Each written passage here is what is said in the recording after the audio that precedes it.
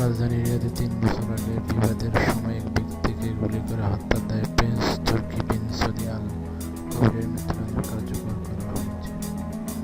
Prince কবিরের মৃত্যুদণ্ড রাজধানীতে কার্যকর করা হয়েছে। তার মৃত্যুদণ্ড কিভাবে কার্যকর করা হয়েছে তার বিস্তারিত বর্ণনা নয়।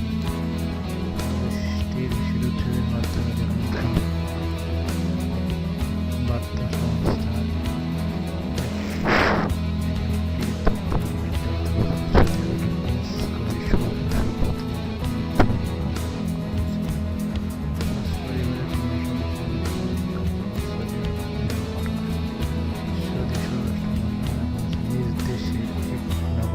গুলি করে হত্যার কথা স্বীকার করেছে প্রিন্স কবির।